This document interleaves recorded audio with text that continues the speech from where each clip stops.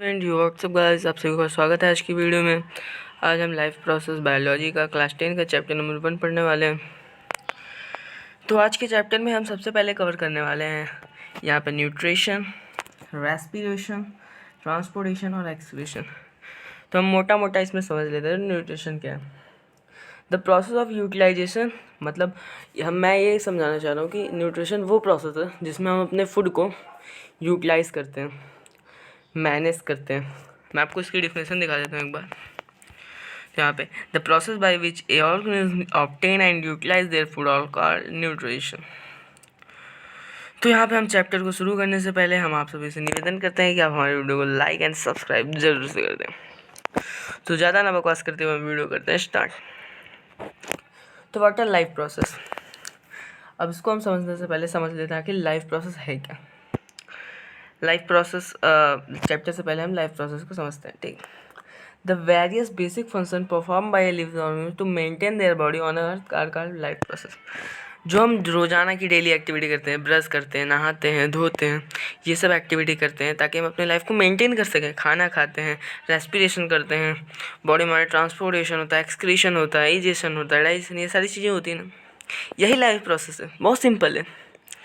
The basic life process common to all living organ are as follow. ये basic life process कुछ है कि आपको लिविंग और मतलब अगर आपको ज़िंदा रहना है तो ये सारे प्रोसेस आपको फॉलो करने पड़ेंगे। तो ये सारे प्रोसेस में हम सबसे पहले बात करते हैं। न्यूट्रिशन है इसमें नंबर 1 पे, रेस्पिरेशन सेकेंड हमें पढ़ना है, फिर ट्रांसपोर्टेशन, फिर एक्सक्रीशन, ठीक। तब उसके बाद हम सबसे पहले पढ़ लेते हैं, यहाँ पे हम पढ़ लेते हैं न्यूट्रिशन। तो न्यूट्रिशन तो पहले हम लोग जान लेते हैं कि ये यूनिसेलुलर मल्टी सेलुलर ऑर्गेनिज्म है क्या, ये ऑर्गेनिज्म है क्या। तो सबसे पहले ऑर्गेनिज्म और unicellular organism, multi cellular organism और ये सारे ऑर्गेनिज्म, प्लांट, ह्यूमन बीइंग, वो ये क्या है आखिर। ये जो अमीबा है ये यूनिसेलुलर, इसका मतलब कि अमीबा जो है वो एक सेल से मिलके बना है, ठीक। और ह्यूमन मल्टी सेलुलर ऑर्गेनिज्म ये कई सारे सेल्स के कॉम्बिनेशन है, मतलब कई सारे सेल से मिलके बना है और वो सेल एक ही बेसिक फंक्शन परफॉर्म करते हैं, अलग अलग पोर्शन, अलग अलग बॉडी पार्ट में। और प्लांट भी एक मल्टी सेलुलर ऑर्गेनिज्म था। तो हम आगे बढ़ते हैं। The process by which a living organ obtain and utilise their food is called nutrition. तो न्यूट्रिशन हमने न्यूट्रिशन में ये समझा कि ये एक प्रोसेस है जिसमें जो लिविंग ऑर्गन होता है, लिविंग ऑर्गन वो अपने फूड को यूटिलाइज करता है, मतलब एक जगह पे सही मैनर में यूटिलाइज करता है अपने बॉडी के अंदर, और उसको ऑब्टेन करने के बाद उसकी बॉडी यूटिलाइज करती है। और यूटिलाइज करने के बाद हमारी उसकी बॉडी क्या प्रोवाइड करती है, एनर्जी प्रोवाइड करती है, ग्रोथ होता है, उसका डेवलपमेंट होता है। जैसे आप फूड खाओगे तो आपको ग्रोथ डेवलपमेंट तभी होगा ना। और फिर उसके बाद रिपेयर ऑफ टिश्यूज़ होते हैं और भी बहुत सारे फंक्शन होते हैं। अब हम पढ़ लेते हैं टाइप्स ऑफ न्यूट्रिशन। तो यहाँ पर न्यूट्रिशन के 2 टाइप्स हैं, मेनली 2 टाइप्स हैं, ऑटोट्रॉपिक न्यूट्रिशन और हेटेरोट्रॉपिक न्यूट्रिशन। आखिर है क्या ऑटोट्रॉपिक और हेटेरोट्रॉपिक न्यूट्रिशन, तो समझ लेते हैं। ऑटोट्रॉपिक वो न्यूट्रिशन होता है जिसमें ऑर्गेनिज्म अपना फूड खुद से बनाता है और विथ इनऑर्गेनिक सब्सटेंस। आखिर इनऑर्गेनिक सब्सटेंस क्या है, ये इनऑर्गेनिक सब्सटेंस वो सब्सटेंस होते हैं जो कि कार्बन डाइऑक्साइड और वाटर से प्रोवाइड किए जाते हैं। इससे प्लांट जो ऑटोट्रॉपिक न्यूट्रिशन जो ऑटोट्रॉप्स होते हैं वो अपना फूड बनाते हैं। अभी हेटेरोट्रॉप क्या है, ये इनऑर्गेनिक सब्सटेंस जो ऑटोट्रॉप पे, ये हेटेरोट्रॉप डिपेंड होता है एक तरीके से। Organism depend on other organism for their food, ये ऑर्गेनिक सब्सटेंस पे डिपेंड होते हैं। तो आगे बढ़ते हैं। Autotrophic nutrition. तो ऑटोट्रॉपिक न्यूट्रिशन के 2 टाइप होते हैं, फोटोसिंथेटिक ऑटोट्रॉपिक न्यूट्रिशन और केमोसिंथेटिक ऑटोट्रॉपिक न्यूट्रिशन। हम लोग सबसे पहले फोटो ऑटोट्रॉपिक न्यूट्रिशन पढ़ लेते हैं। तो फोटो ऑटोट्रॉपिक न्यूट्रिशन है क्या, ऐसा न्यूट्रिशन जिसमें प्लांट जो ऑटोट्रॉप्स हैं वो ग्रीन प्लांट्स हैं, क्या है, और जिसमें इस न्यूट्रिशन में ग्रीन प्लांट्स आते हैं, ब्लू ग्रीन एल्गाई आते हैं, ये सारे इसके एग्जांपल हैं जो फोटोसिंथेसिस को प्रोसेस करते हो। समझ रहे हो ना। फोटोसिंथेसिस वो प्रोसेस होता है जिसमें in the presence of oxygen, मतलब कार्बन डाइऑक्साइड होना चाहिए, ऑक्सीजन होना चाहिए, फिर वाटर होना चाहिए, और कार्बन डाइऑक्साइड होना चाहिए, सनलाइट होना चाहिए, क्लोरोफिल होना चाहिए, ठीक। तो अब यहाँ बात कर लेते हैं। यहाँ पे पहले हम ऑटोट्रॉपिक के कुछ एग्जांपल्स देख लेते हैं। ग्रीन प्लांट्स, ये ऑटोट्रॉपी का मेन एग्जांपल है, जो कि क्लोरोफिल प्रोसेस करता है, और इसमें क्लोरोफिल में साइनोबैक्टीरिया होती है। अब यहाँ पे हम बात करते हैं ब्लू ग्रेन अलगाई। आखिर ये है क्या ब्लू ग्रेन अलगाई? ये एक यूनिसेलुलर ऑर्गेनिज्म है, और ये क्या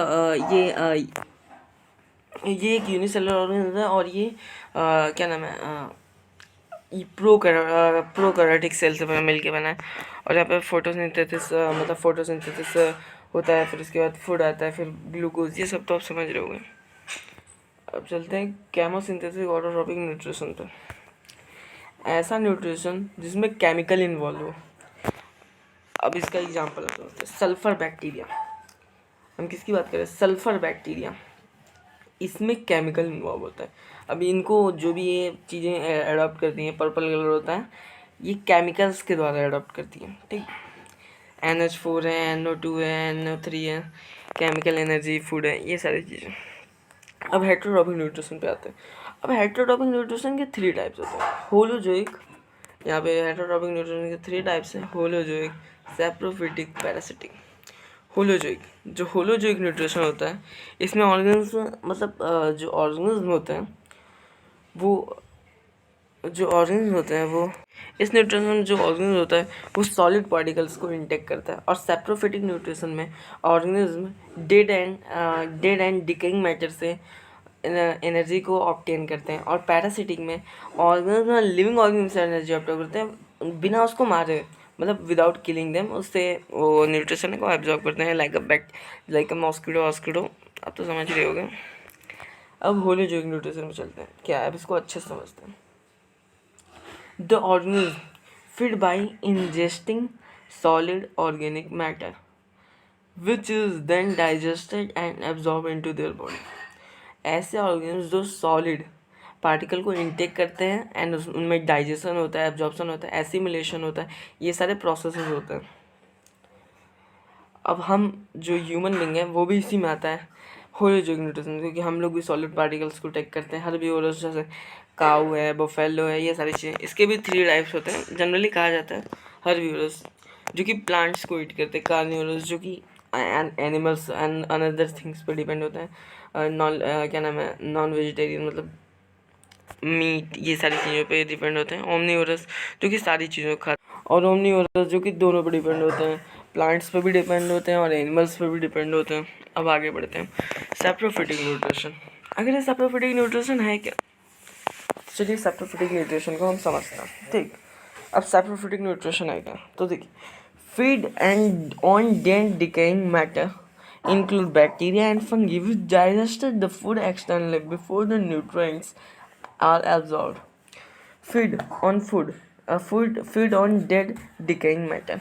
जो ये सैप्रोफिटिक न्यूट्रिशन होता है, इसमें जो बैक्टीरिया, फंगी, ये सारी चीज़ें हैं, वो डेड एंड डिकेइंग मैटर को खाते हैं, डेड एंड डिकेइंग मैटर को वो इंटेक करते हैं, ठीक, externally before the nutrition and absorb करते हैं अपने बॉडी में। अब इसके मेजरली एग्जांपल हम देख लेते हैं। यीस्ट होता है, ब्रेड मड होता है, मशरूम होता है। अब पैरासिटिक न्यूट्रिशन पे आते हैं। obtain nutrient from living organisms. The parasitic obtain nutrient by living organisms, external parasitic and are internal parasitic. अब ये एक्सटर्नल और इंटरनल को हम लोग कहते हैं एक्सो एंड इंडो पैरासिटिक। और अब इसमें जो ये न्यूट्रिएंट को एब्जॉर्ब कर रहे हैं जिस बॉडी से, उसको हम होस्ट कहते हैं। अब चलिए हम समझते हैं। अब जैसे कोई ऑर्गेनिज्म है, अब मक्खी है, मान लो मॉस्किटो है, वो ब्लड को इंटेक कर रही है, ठीक, और उसने ब्लड को अपने अंदर इंटेक किया, ठीक। अब जो ब्लड उसके अंदर आया, उसने उसका मतलब आपका उसने ब्लड लिया, तो क्या उसने आपको मार दिया? नहीं, वो आपको एक होस्ट की तरह आपको यूज कर रहा है, वो आपका होस्ट है, वो ब्लड को इंटेक कर रहा है विदाउट किलिंग देम, ठीक। अब इसका एक मेजर एग्जांपल है ये कस्कुटा। ये अगली बार पूछा भी गया था CBSE में। Cuscuta is a parasitic plant because it lack of chlorophyll. ये इसमें इसका कलर क्यों, मतलब क्या नाम है, क्लोरोफिल का मतलब इसका कलर क्यों नहीं होता है ग्रीन, ये भी पूछा गया था। क्योंकि लैक होता है, इसमें क्लोरोफिल की कमी भी होती है, ठीक। और इसके एग्जांपल भी देख लेते हैं। पैरासिटिक के लाइस है, टिक्स है, और ये लीच है, टेपवर्म है, एक्सेट्रा। तो आज के लिए बस इतना ही। हम मिलते हैं अपनी अगली वीडियो में, तब तक के लिए बाय बाय, टाटा।